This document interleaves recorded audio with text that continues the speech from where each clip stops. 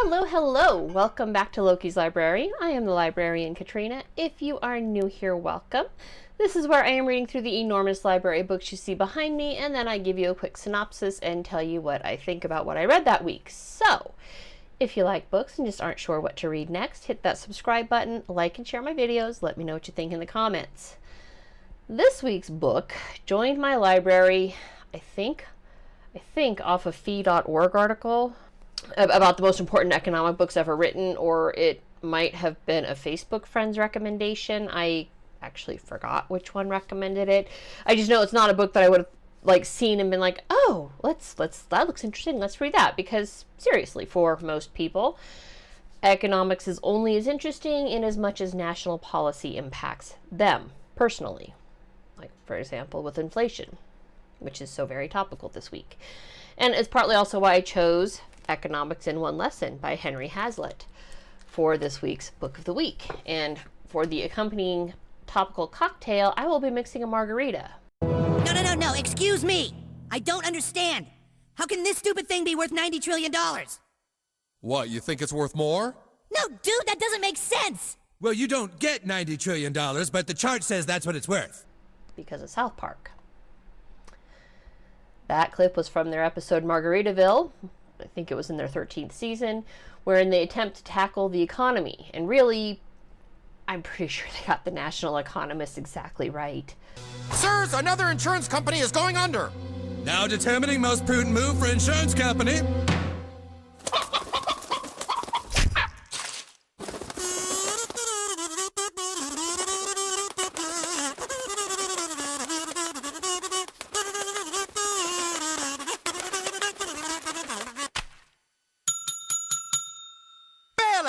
The most prudent move is a bailout. Bail out the insurance company. So let's do this. Quick biography, because it is actually highly relevant to the book and the man in question. Henry Hazlitt was because he's dead now, was one of the world's most recognized economists, which is interesting because he didn't have a degree in economics. He didn't have a degree in anything. He dropped out of college to support his mother and ultimately became a journalist, like an actual journalist, not what mainstream media calls themselves these days, but an actual journalist. And he taught himself economics as he wrote about the topic for the Wall Street Journal, New York Evening Magazine, New York Times, Newsweek. He wrote for all these publications specifically on the economy. Ultimately, his work was recognized as preeminent by such noted economists as Ludwig von Mises, Milton Friedman. I'm pretty sure that Walter E. Williams and Thomas Sowell have both nodded their heads at him. Basically, anybody who's an actual economist, not a Keynesian. Keynes has been so thoroughly discredited, I'm actually enraged by how much governments still listen to the bullshit he spouted. He is not the topic of this week's book. The introduction to this 50th anniversary edition, you may or may not have noticed, was written by Steve Forbes. That is of Forbes magazine fame. So let's do this. We start with running a lime wedge over the, this is going to be a messy one, over the edge of the drinking glass. We also have to salt the rim, so I got to pour some salt on this plate here. You can get special salt things. Ain't going to do it. I have enough crap in my kitchen. I don't need to specifically go out and buy a margarita thing to salt the rim of my glass when I have a little cup that does the same thing. You see. I was a little surprised this book came in at about 200 pages. I thought, that is a lot of words for one lesson. The one lesson itself is actually only about 40 words. It's compacted into one sentence. It's pretty concise. The art of economics consists in looking not merely at the immediate, but at the longer effects of any act or policy. It consists in tracing the consequences of that policy, not merely for one group, but for all groups. I think it's safe to say that the government has failed spectacularly at economics, starting with Keynes. Again, not the topic of this week's book. Muddle lime and lemon wedges. Lime, lemon with agave nectar, a half ounce of agave nectar. Ooh. Let that drain while I talk. So anything less than that above definition, and you don't know dick about economics. And he spends the rest of the book applying that one lesson literally to a host of governmental policies and propaganda, starting with the most basic and inherently evil broken window fallacy, and then ending with the attack on savings, which, interestingly enough, is happening again. Shocking, I know. I have to muddle. Should have done the ice last. This is going to be a very tequila-filled... I hate tequila. Why am I doing this to myself? Because South Park. Attack on savings is back in the news, and it's interesting because I don't actually watch the news. Like, seriously, I think they're all lying sacks of shit, so I don't watch the news. I prefer to get my information from memes and other people's outrage. But I've seen the government arguments spill out of media mouths on every single one of these topics through the memes and outrage for the last 18 months. Literally. Topics like why destruction of property is good. Remember those mostly peaceful but fiery protests? Yeah, why taxes are good, why new machines are bad, why government needs to create jobs. Full employment is a good thing. Tariffs are good, parity in prices, save an industry, stabilize X prices, government price fixing, rent control, minimum wage laws, unions are good, inflation is good. All of these things have come out of the talking heads since George Floyd in May of 2020. Like, every single one of them has crossed my feed at some point. And Hazlitt breaks down each and every one and applies his lesson to it in detail. And he even tackles that most hated of libertarian principles, the public road. 2 ounces of Blanco tequila. So I gotta start drinking up the liquor that I have. 2 ounces of tequila. So let's start with the most fundamentally evil principle, the broken window fallacy. And this is pernicious because it's easy to see one aspect of it as good. All right. The example he gives in the book is a baker who has his bakery window broken by a hoodlum. Yes, he uses the word hoodlum. The book was written in 1946. The hoodlum runs off and nobody sees who did it, so the fix is entirely on the baker. He can't, catch the kid and make his parents pay for it. The baker, he can't leave his store open to the elements, so he calls the glazier, which is the guy who fixes windows, to come in and fix the window at the cost of, say, $250. Now, the average run-of-the-mill small-time thinker and government hack is going to say this is good for the economy because the window was broken, it created work for the glazier.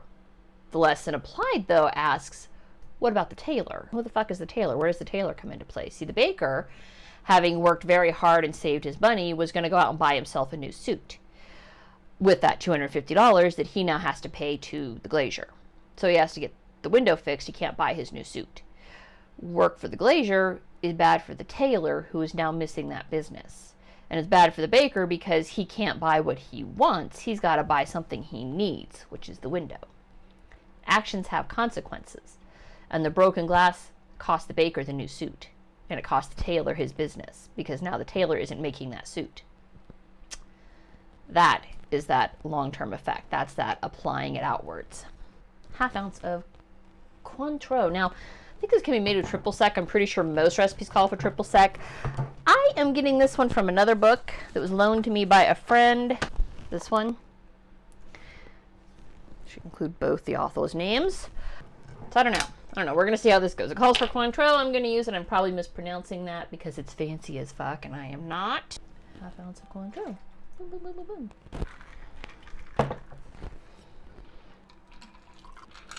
boom. Oof.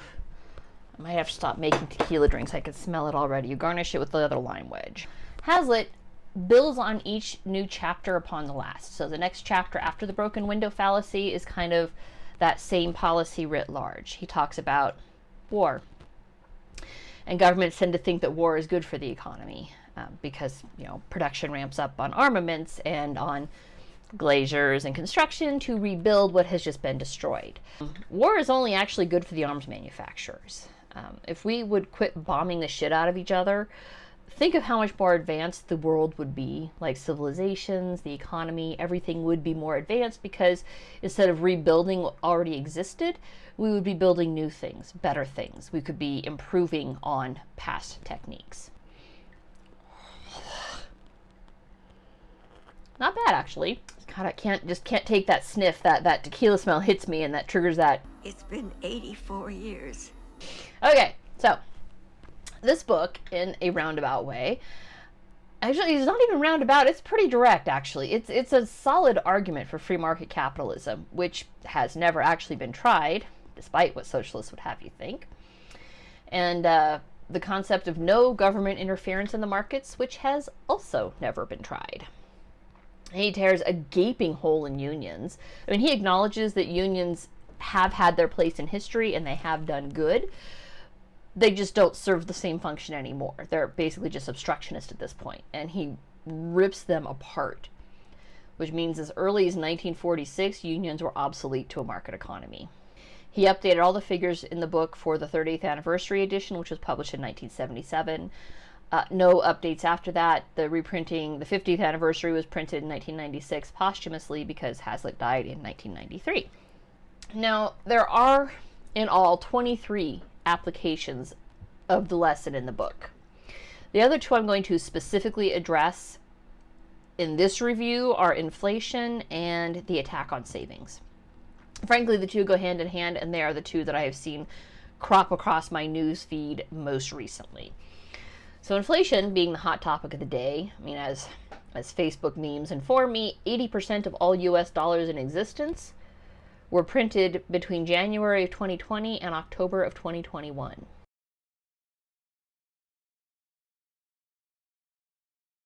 This is not a good thing. Inflation has been wrecking economies since at least the 13th century, when Ogedei Khan in Mongolia, remember him? Talked about him a few months ago. He inherited a solid gold standard from Genghis Khan and immediately wrecked it with inflation. Like, immediately. The Byzantines did inflation inversely, and it was still inflation, but rather than just printing out more money, they devalued their current currency through mixing gold and silver. Learned that a few weeks ago. The result was the same in either case. Economic depression invariably follows bouts of inflation. Just printing money does not, in fact, increase the currency. And inflation hurts the poor the most. Why is this? Because while there is suddenly more money available, the supply of actual goods available does not concurrently increase. There is only so much milk a cow can produce. And that is not a metaphor, I mean that literally, okay? Since we can't produce more cows than are born naturally, we can't produce more milk to keep up with the supply of the dollars. So the cost of milk rises. All right, leaving only the very wealthy able to afford milk. We saw this in the 1930s Germany, we saw it in Zimbabwe, we see it in modern day Venezuela, which has been in an economic depression since 2010. Inflation played a part in all of these examples. And a crash is coming here. It has to, because the current level of inflation is untenable. It's unsustainable. There's no way this can keep going, and we can expect to still have a country at the end of it all. Apparently I need tequila to get through this conversation. The other side of the coin, the other thing that I am seeing decried repeatedly is savings. If people would just stop saving their money, if they would spend it, we could stave off the coming economic depression, because people would be buying things that stimulates the economy. Not so much. Inflation and savings are they're independent of each other. What I've seen is that money left in savings is losing its value as a result of inflation. Sort of.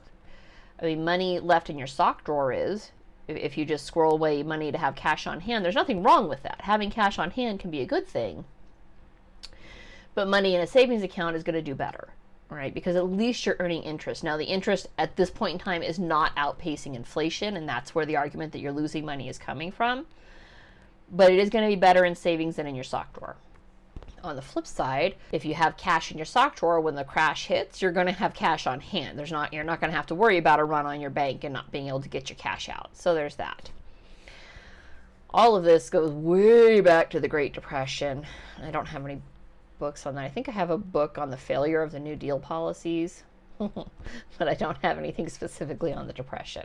Maybe I should. Maybe I'll roll that into my economic stuff. Eventually, the market will correct itself. If the government would get out of the fucking way, the market will correct itself. It's going to be ugly as sin when it happens, but ultimately people with a little money in savings are going to be better off. Now, those who are actively investing in the markets, Might be even better. Now, I say might because when inflation stops, the market's going to crash. All right? And it's going to be bad. It's going to be just as bad as it was in the 30s. But this is where having money in savings can work to your advantage versus having money in stocks. And here's why. If you have money in savings, you're in a position to buy those stocks. And fortunes are made. Fortunes are made and lost on the market. And that's pretty much all I can say about that, because my understanding of the markets, goes that deep, which is pretty damn shallow, right? I have the vaguest hint of what it means to be a bull versus a bear market, and I'm not comfortable saying more than that, other than my understanding that fortunes are made and lost on the stock market. Now, I don't want to go through each chapter here. I thought about it. I truly did, but 23 chapters of individual lessons, that's a lot. And to do each chapter justice would make this like a 2-hour long review, and I don't want to do that in one big sitting. Mostly because I don't think people have the attention span for it. Right about now, I'd start losing people being, oh, nope, she's doing 23, I'm out.